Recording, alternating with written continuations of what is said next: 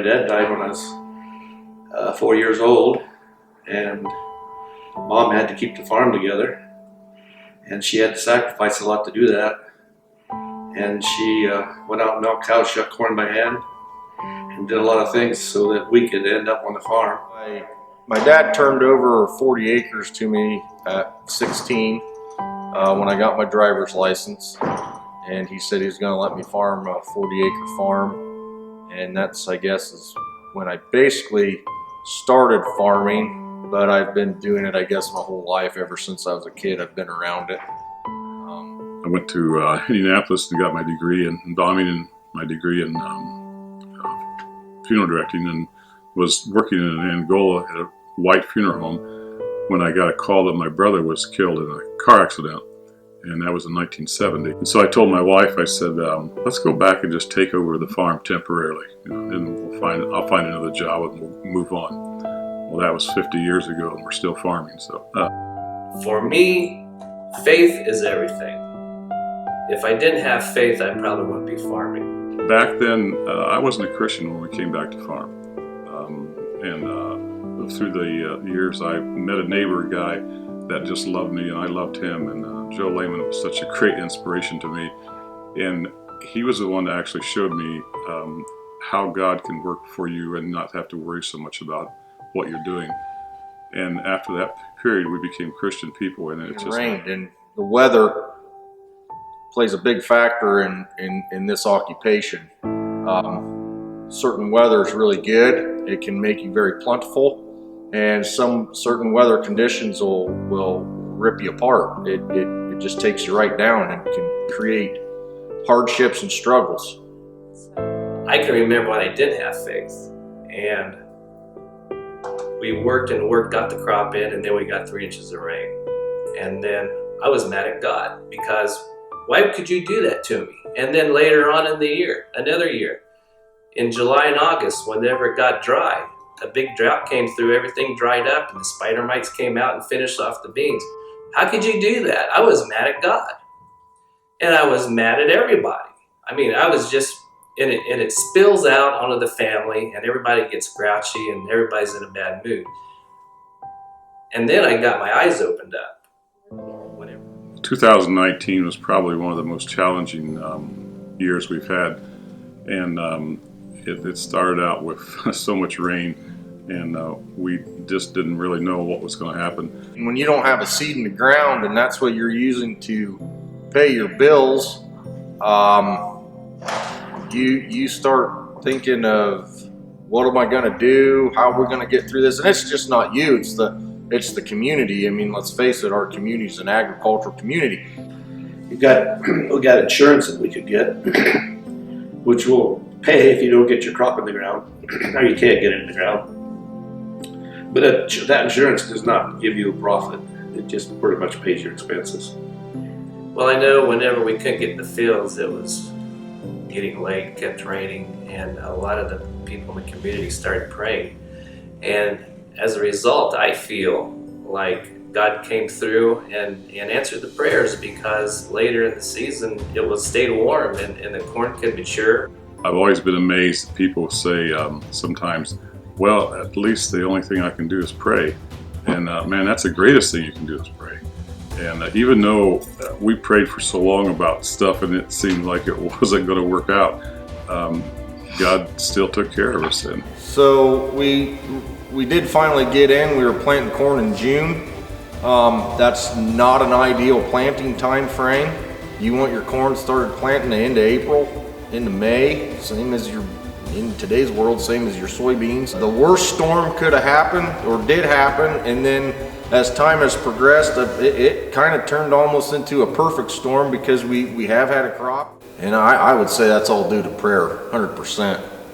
I don't know how you can do this job without faith in God. I've never worried about whether I was going to get a crop or not. I was concerned a few times, but I've never really worried about it, because I've always had faith in God, and He's always taken care of us. And I just, that's what I have in mind, that God's always going to take care of us. But I think back in the 50 years that we've been farming, we've never missed a harvest. We've always had a harvest. And we prayed about it, and it was getting to be June and still no planting done. And the weather finally broke, and we was able to put our crop out. We were able to plant everything, which we were very, just, God blessed us so richly in these things that I had no comprehension that it would ever work out like it did. Whenever I got my eyes opened up, I looked at things clear differently. Now, whenever calamity happens, whenever things are really going tough or hard, instead of just giving up and getting mad, I have this little light right inside my soul that stays lit, and it's called joy. And without the faith in my family, you wouldn't have got through it. I mean, when you walk in the back door and all you see is rain, rain, rain, and my wife Tori just looks at you and she can just tell you're just so down, and all she says is, "It's gonna be okay. We've been saying prayers. We're gonna get through it." So I mean, and that's your reminder right there that you can get through anything, no matter how bad it gets. Whenever you have joy, everything looks different, and then it spills over onto your family. Whenever that happens, they can see that faith you have, and they can feed off of that, and that's strength. And whenever that happens, they want to work with you, because farming is a family business. It takes the whole family. The biggest thing that I think that we enjoyed the most was that we were a family all the time. Gina and Ginger thought at one time that every child had a picnic in the back of a pickup truck, because our parents would stay with us in the spring and fall, and Mother would make a 6-course meal and bring it to the field and bring the kids, and we'd all open up the tailgate and eat in the back of the pickup truck. So instead of going to the park for a picnic, we had our picnic in the back of our truck. I'm thankful for, like I said, my mom, because of what she did. We could still be farming because of what she sacrificed, and I'm also thankful for my wife. She stuck with me for 50 years.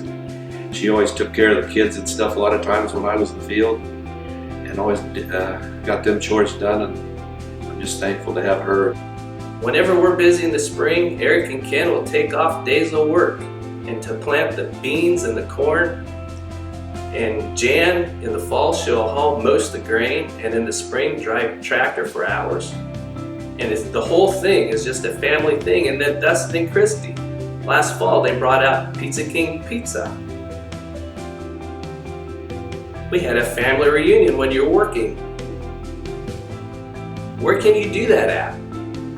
They were giving combine rides, we were having fun. And I was just thinking, I'm sitting in the blessing seat. I thank God for that. I love the most, and I memorized it, but right now I'm going to read it because I don't want to mess it up. It's actually found in Proverbs 37, and it talks about things that we ask God for. And it says, 2 things I ask of you, Lord. Do not refuse me before I die. Keep falsehood and lies far from me. Give me neither poverty nor riches, but give me only my daily bread. Otherwise I may have too much and disown you, and say, who is the Lord? Or I may become poor and steal, and so dishonor the name of the God, my God. So just be thankful, and it's the small things to be thankful for, not the large things in life. And sometimes I think we all get carried away thinking, oh, the neighbor bought this and he bought that. Well, maybe he did, maybe he didn't. It doesn't matter, because at the end of the day, he's not going to take it with him when he goes. So just be thankful and have good faith in the Lord.